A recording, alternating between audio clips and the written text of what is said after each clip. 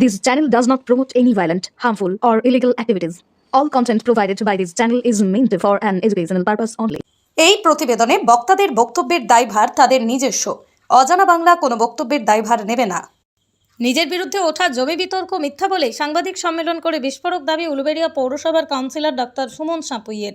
Social মিডিয়ায় জমি সংক্রান্ত একাধিক অভিযোগ, ধূপ কারখানায় কর্মরত মহিলাদের সঙ্গে দুর্ব্যবহারের অভিযোগ, এমনকি তার বিরুদ্ধে ওঠা বিভিন্ন দুর্নীতির অভিযোগ।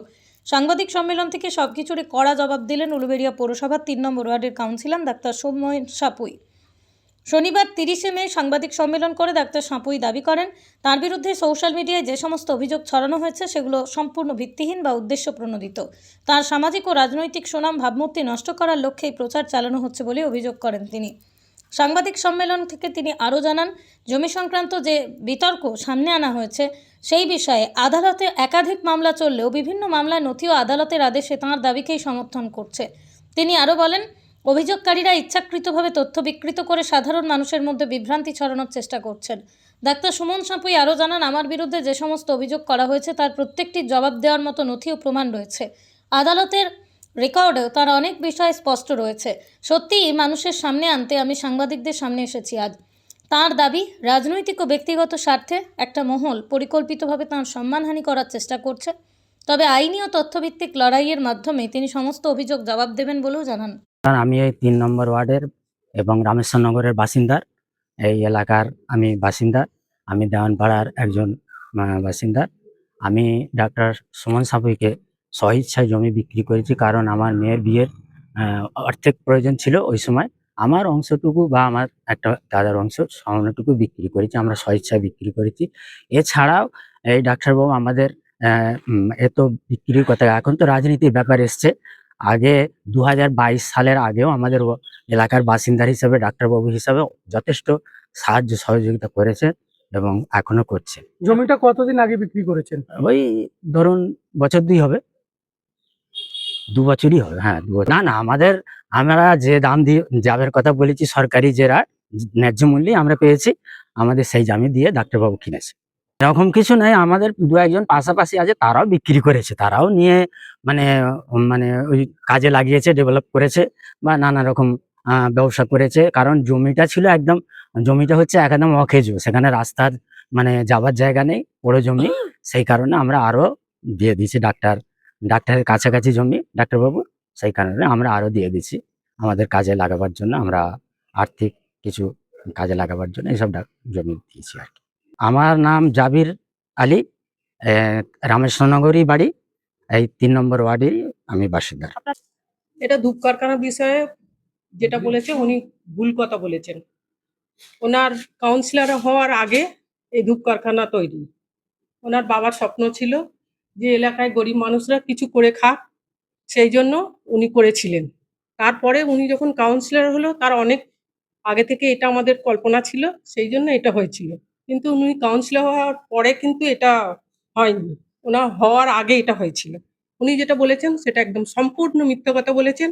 এটা একটা ধূপ কারখানা, এখানে 180 জন মেয়ে কাজ করত। পরবর্তীকালে একটু ভোটের জন্য একটু হয়েছিল, কিন্তু আমাদের অনবরত এটা চলতো। তারপরে 165 জন মেয়ে উপস্থিত কাজ করত। একদম সম্পূর্ণ মিথ্যা কথা, সম্পূর্ণ মিথ্যা কথা। এটা আমরা মানতে পারছি না, মানবো না। না, এটা যেটা বলেছেন, এটা মিথ্যে কথা। যেটা বলেছেন ওনার ওপর আমরা খুব ক্ষুব্ধ। এটা একদম মিথ্যা কথা। যা হয় এখানে সমস্ত আশপাশের লোকেরা জানে, সবাই জানে। আর 3 নম্বর ওয়ার্ড যোগাযোগ নেই এর সঙ্গে। আমরা এখানে থাকি, এখানে মেয়েদের 4 ঘন্টা করে কাজ হয়, এখানে 3টে শিফট চলতো। সম্মানের সঙ্গে এখানে কাজ হয়। ডাক্তারবাবু কোনোদিন এখানে আসতেন না, মানে এই দেখেই না মেয়েদের দিকে কোনোদিন। উনি ওনার ওইখানে কাজ, উনি ওখান থেকেই চলে যেতেন। উনি কোনোদিন যা করতাম আমরাই করতাম, আমরা সুপারভাইজার ছিলাম। আমাদের স্যার আছে, ধূপের স্যার, আমাদের স্যার আছেন, সমস্ত সব দেখাশোনা করেন। আমাদের ইনচার্জ আছে নান্টু সরকার, আমাদের স্যার আছে প্রিয়ব্রত ঘোষ, আমরা এইসব চালাতাম। আমার নাম অনিতা প্রামাণিক, আমি 3 নম্বর ওয়ার্ডের বাসিন্দা। দেখুন, আমি একটা কথাই বলতে চাই, সোশ্যাল মিডিয়াটা একটা প্ল্যাটফর্ম, ডিজিটাল প্ল্যাটফর্ম, যেখানে সত্য কথার সত্য ভাবমূর্তি নিয়ে যারা সংবাদ পরিবেশন করে তাদের চলা উচিত। তো আমার বিরুদ্ধে যে অভিযোগটা উঠেছে সেটা সর্বৈবভাবে একটা উদ্দেশ্য প্রণোদিত, উস্কানিমূলক এবং সম্পূর্ণ ভুয়ো। হ্যাঁ দেখুন, জমি সংক্রান্ত যে কথা বলেছেন তার তো সমস্ত প্রমাণই আমার কাছে আছে। আমি মানুষের থেকে কথা বলে আমার নিজস্ব পৈতৃক জমি এবং কিছু রিলেটিভস, কিছু আশপাশের মানুষের জমি তারা স্বেচ্ছায় সরকারি মূল্যে আমাকে দিয়েছিলেন এবং আমি সেগুলোকে সরকারিভাবে রেজিস্ট্রিকৃতভাবে সেগুলোকে রেজিস্ট্রি করি এবং যে পরিমাণ জমিতে রেজিস্ট্রি হয় তার সিংহভাগটাই আমার এবং আমার রিলেটিভদের। বাকি যে জমিগুলো আছে সেই জমিগুলো সমস্ত তার যে রেজিস্ট্রিকৃত দলিল সেগুলো আমার কাছে আছে। আমার দ্বারা কোনো মানুষের অত্যাচার করে কোনো মানুষের জমি ছিনিয়ে নেওয়া হয়নি। আর তার যে তিনি যে প্রদীপ মণ্ডল যে দাবি করছেন তার জমি ছিনিয়ে নেওয়া হয়েছে, আসলে তিনি একটি ভুয়ো সম্প্রচার করেছেন। তার জমি তার মতোই পড়ে আছে, সেখানে কোনো রকম কোনো অবৈধ নির্মাণও হয়নি আর অবৈধ অধিগ্রহণও হয়নি। সুতরাং এটি একটি সম্পূর্ণ মিথ্যা এবং উস্কানিমূলক মন্তব্য। একটা কথা বলি, উনি নিজেই বলেছেন 2014 সালে ওনাদের যে শরিকি বিবাদ ছিল, ওনার দাদুরা অনেক ভাই, তাদের ছেলেপুলে এইসব নিয়ে ওনাদের একটা টাইটেল স্যুট মামলা 2014 সাল থেকে চলছিল, যেটা একটা সিভিল ইন নেচার, যেটা কোর্টের অধীনস্থ। এবং সেই মামলা এতদিন ধরে চলার পরে উনি অনেক কিছু সেখানে দাবি করেছিলেন, যেগুলো মহামান্য কোর্ট নাকচ করে দিয়েছে, বাতিল করে দিয়েছে। এবং এখনো পর্যন্ত যে কেস উনি চালাচ্ছেন সেটা পেন্ডিং পড়ে আছে মহামান্য আদালতের কাছে। এবং মহামান্য আদালতের থেকে আমাদেরকে একটা, যখন আমি 2018, 19, 20 এইসব সালে আমার দ্বারা এই কিছু জমি অধিগ্রহণ হয়, ওনার জ্ঞাতি গোষ্ঠী যারা স্বেচ্ছায় তাদের জমি আমাকে বিক্রি করেন, সেই বিষয়ে উনি যখন কোর্টে আমাকে অ্যাটাচ করেন, তারপরে কোর্টের মহামান্য আদালতের একটা একদম ডিরেকশন আছে যে আমার কৃত জমিতে, আমি যে জমি ক্রয় করেছি সেখানে কোনো রকম ইনজাংশন এবং কোনো রকম স্টে অর্ডার দেওয়া যাবে না। আমি আমার ভোগ দখল সত্ত্ব অনুযায়ী সারা জীবন করতে পারবো। তার ডকুমেন্টস চাইলে আমি ডিজিটাল মিডিয়া এবং মহামান্য আদালত যেটা দিয়েছেন সেটা আমি প্রকাশ করতে পারবো। অনেকগুলো পৃষ্ঠার এইটা যে, হ্যাঁ যেখানটা পয়েন্ট আউট আছে, আমি পয়েন্ট আউটটা, হ্যাঁ প্রথম পাতাটা দেখালাম আর পয়েন্ট আউটটা আমি দেখিয়ে দিচ্ছি। দেখুন, উনি আরেকটা দাবি করেছেন যে কোনো মুসলিমদের উনি কিছু জমি বেচেছিলেন, সেই জমি আমি ক্রয় করেছি। সেটা সম্পূর্ণভাবে মিথ্যা, কারণ সেই মুসলিমদের যে জমি ডিসপুট ছিল সেই জমি ডিসপুট অবস্থাতেই পড়ে আছে। এবং সেটা আমি যেহেতু একজন আইন জানা মানুষ, আইন মানা মানুষ, তাই আমি সেই জমি এখনো পর্যন্ত ক্রয় তো দূরের কথা, সেই জমির দিকে আমি চোখ তুলেও তাকাইনি। তো সুতরাং এই যে এটা করেছেন এটাও একখানা মিথ্যে প্রচার। হ্যাঁ, এটা তো অবশ্যই রাজনৈতিক উদ্দেশ্য প্রণোদিত, কারণ 4 তারিখের আগে এবং 4 তারিখের পরে, হ্যাঁ কোর্ট ডিসমিস করেছে। কারণ কোর্ট আমাদের পক্ষে অর্ডার দিয়েছে যে উনি যে অভিযোগগুলো করেছেন সেই অভিযোগগুলো সম্পূর্ণভাবে মিথ্যা এবং উদ্দেশ্য প্রণোদিত। মহামান্য আদালত সেই অভিযোগটাই খারিজ করে দিয়েছেন। এবং উনি যে ক্রিমিনাল কেস করেছিলেন, সেই ক্রিমিনাল কেসের ক্ষেত্রেও লাস্ট 12খানা যে হিয়ারিং হয়েছে তাতে উনি নিজেই উপস্থিত থাকেননি, কারণ উনি জানেন উনি ভুয়ো কেস করেছেন। তো মহামান্য আদালতের কাছে নেক্সট সেপ্টেম্বর মাসে আবার হিয়ারিং আছে, আশা করি তখন এই কেসটাও ডিসমিস হয়ে যাবে। প্রদীপ মণ্ডল রামেশ্বরনগর গ্রামের বাসিন্দা। পিতার নাম তো বলতে পারবো না, আমি পিতার নামটা আপনাদের জেনে নিতে হবে। এবং আমার কাছে তথ্য প্রমাণ আছে, আপনারাও চাইলে আপনারাও তদন্ত করে দেখতে পারেন। আমি চাই আমার সম্বন্ধে যে ভুয়ো ধারণাগুলো মানুষের মনে তৈরি করা হচ্ছে সেগুলো যেন অচিরেই দূর হোক। আচ্ছা, কলুষিত কি ভাবে করছে, শুধু জমি ট্যাগ দিয়ে নয়। উনি বলেছেন যে আমি নাকি ডাক্তার হয়েও হাঁস মুরগি ছাগলের ব্যবসা করি, মাছের ব্যবসা করে কোটি কোটি টাকা ইনকাম করি এবং অন্যান্য আরো সমস্ত ব্যবসার সঙ্গে আমি যুক্ত। আপনি কতদিন বাউরিয়ায় আছেন জানি না, 2001 সালে আমি ডাক্তারি পাস করেছি। তারপরে সেখান থেকে আজ পর্যন্ত এই বাউরিয়ার এই গ্রামে বসে, রামেশ্বরনগর গ্রামে বসে দিনে রাতে চিকিৎসা প্রদানটা আমিই করে থাকি। মানুষের জন্ম সার্টিফিকেট, মৃত্যু সার্টিফিকেট থেকে আরম্ভ করে স্বাস্থ্য পরিষেবা এই মানুষটাই রাত্রিবেলা পর্যন্ত দিয়ে থাকে, কারণ একজনই MBBS ডাক্তার যে এই বাউরিয়াতে রাত্রিবেলা থাকে। আপনাকে একটা কথা বলি, মানুষের সঙ্গে না মিশে অর্বাচীনের মতো কথাবার্তা বলবেন না। বাউরিয়ায় আপনি তো আর পরে আপনাকে দেখা গেছে, আপনি তো আপনার শুধু ইউটিউবের চ্যানেলের ব্যবসা নিয়ে ব্যস্ত ছিলেন। কবে আপনাকে মানুষের পাশে দেখা গেছে? কবে আপনি কোন আচার অনুষ্ঠানে মানুষের দুঃখ যন্ত্রণায় কবে আপনাকে দেখা গেছে?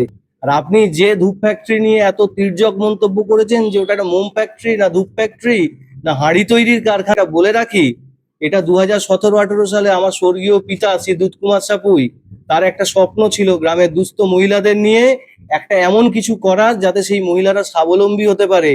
আমাদের এখানে ম্যাক্সিমাম লোকই হচ্ছে মিলে খেটে খাওয়া মানুষ, তাদের দিনান্তে পান্তা ফুরোয়। তাই মহিলারা ঘর সামলে যদি 3-4 ঘন্টা এখানে থেকে কিছু একটু রোজগার করতে পারে তাহলে তার ঘরের বাচ্চাটার মুখে হাসি ফোটে। আমার বাবার সেই স্বপ্ন, সেই দিন থেকে 160-70 জন মহিলা তারা এইটাকে নিজের ভেবে এই জিনিসটাকে গড়ে তুলেছে। তাদের সেন্টিমেন্ট নিয়ে ছেলে খেলা করার সাহস হয় কি করে আপনার? আপনি একটা অসামাজিক মানুষ, তাই সামাজিকতা বোঝেন না। আর দ্বিতীয় কথা রইল হাঁস মুরগি গরু ছাগল পালন, আরে আপনি তো জানেনই না, আপনি এক কেন্দ্রিক মানুষ, আপনি সমাজের কথা চিন্তাই করেন না। আমাদের এখানে গরিব মানুষরা যারা ঘরে ঘরে গরু ছাগল হাঁস মুরগি পোষে, তাদের সেই পশুদের কোনো চিকিৎসার প্রয়োজন হলে যেতে হয় 55 কিলোমিটার দূরে আন্দুল শহরে। তো আমার গ্রামের মানুষ তাদের সঙ্গে কথা বলে আমার বাবার ইচ্ছায় আমরা একটা অ্যানিমেল হাজবেন্ডারি করার প্ল্যান করেছি, সেখানে এইসব পশুপালন পশু পাখিদের চিকিৎসার ব্যবস্থা পর্যন্ত করা হয়। আপনি তুচ্ছ-তাচ্ছিল্য করতেই পারেন, কিন্তু মানুষকে এটা আমাদের জানানো কর্তব্য যে আমরা যেটা করেছি সামাজিকভাবে করেছি। তো সুতরাং আপনার এই মিথ্যে প্ররোচনামূলক উস্কানিমূলক যে অভিযোগ, যে বার্তা আপনি একটা সোশ্যাল মিডিয়ায় দিয়েছেন, আপনাকে তো মনে হয় অ্যান্টি সোশ্যাল ছাড়া আর কিছুই মনে হবে না। কারণ সোশ্যাল হয়ে আপনি আনসোশ্যাল বার্তা দিচ্ছেন, আর এমন একজন মানুষকে আপনি কলুষিত করার চেষ্টা করছেন যার রাজনৈতিক কোনো কেচ্চা কেলেঙ্কারি নেই, গায়ে দাগ দিতে পারছেন না। এখন হাওয়া তৃণমূলের উল্টো দিকে বলে আপনি ভাবছেন সব তৃণমূলই বোধহয় খারাপ। তৃণমূলের মধ্যেও কিছু ভালো লোক থেকেছে। আর এটাও বলি, তৃণমূলের যারা ভালো মানুষ তারাও বিপুলভাবে বিজেপিকে ভোট দিয়েছে বলেই আজকে সরকার এই জায়গায় এসছে। ইউটিউব চ্যানেল, এই চ্যানেলটা একটা অ্যাভারেজ চ্যানেল, তো সেখানে 5,000 10,000 15,000 ভিউয়ার্স হয়। এখান থেকে ওনার রোজগার। মানুষ ওনাকে প্রত্যাখ্যান করেছেন, মানুষ বিজেপি দলকে প্রচন্ড ভালোবাসে, বিজেপির মতাদর্শকে ভালোবাসে, কিন্তু সাধারণ মানুষকে অস্বীকার করেছে, প্রত্যাখ্যান করেছে। এটা থেকেই পরিষ্কার যে ওনার কোনো জনপ্রিয়তা নেই, ওনাকে মানুষ চেনে না। তাই ওনার রুটি রোজগার করতে হবে, ওনার ইউটিউব চ্যানেলের ভিউয়ার্স বাড়াতে হবে। দেখুন না, আমার এই খবর, এই মিথ্যে খবর প্রচারিত করার পরে আজকে ওনার ভিউয়ার্সের সংখ্যা কত, রোজগার তো হচ্ছে। তাহলে মানুষকে এরকম ভাবে ভুল পথে চালিত করে মানুষের মনের মধ্যে বিষ ঢুকিয়ে আর কত রোজগার করতে চান? ভগবান তো সব দিয়েছে, আপনি সঠিক পথে রোজগার করুন, মানুষকে কালিমালিপ্ত করে নয়। এটা মানুষ শেখায়নি, সাধারণ মানুষ দেবে।